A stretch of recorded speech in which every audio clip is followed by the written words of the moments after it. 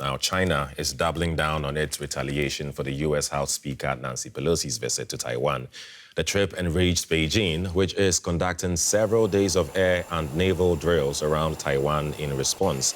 China is also suspending cooperation with the U.S. on issues including law enforcement and climate change. Taiwan's defense ministry says it fired flares to warn of drones and unidentified aircraft flying off its coast. Tensions in the Taiwan Strait have put the region on the edge. This is the first time that Chinese military drills have taken place so close to the self-governed island. Taiwan says the Chinese army appears to be practicing for an attack. Chinese officials are clear on the message they want to send.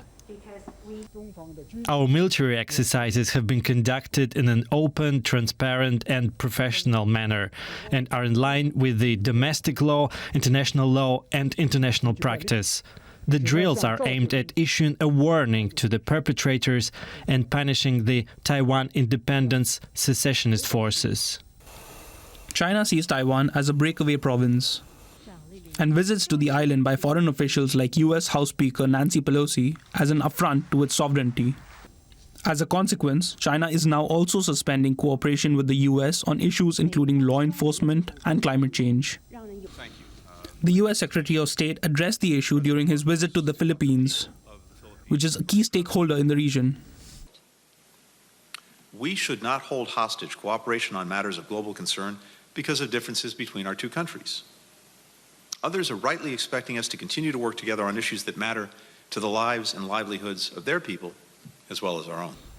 Relations between the world's two largest economies have nosedived in recent days, and the consequences will likely be felt far beyond the region. Let's speak now to DW's Joyce Lee in Taipei. Give us the latest on China's military drills and Taiwan's response to them. Yeah, Chinese drones flying close to Cayman Islands late at night has become like a routine now.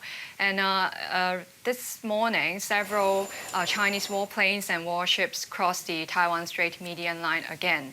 The island's defense ministry said that they believe China is simulating an attack on Taiwan's main island. And it's clear that China is trying to change the status quo of the Taiwan Strait, according to experts. And the military exercises could become a new normal. And meanwhile, the Chinese authorities announced that they're going to conduct live fire shooting drills for 10 days in the southern waters of the Yellow Sea. That's an area very, very close to South Korea. It came right after Seoul expressed objections to China's attempts to change the status quo by force. And it is seen as sending a warning to the U.S. military base in Korea. And also the cyber attack against Taiwan is ongoing. And there are a lot of fake news and rumors running wild online. Taiwan's Premier Susan Chang said they're part of China's psychological warfare campaign. So how is Taiwan responding to all of this?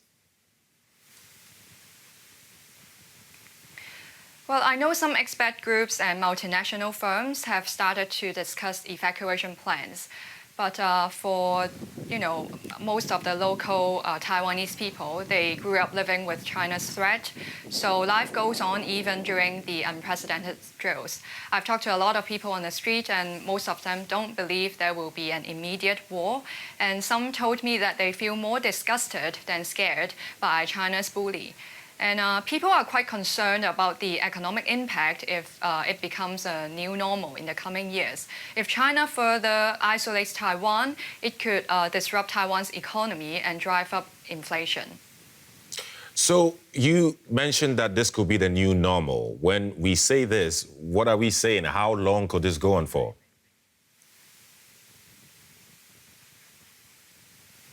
Well, experts expect that Chinese warplanes and warships could, cross the median line of the Taiwan Strait more frequently in the coming years, and that could isolate Taiwan furthermore.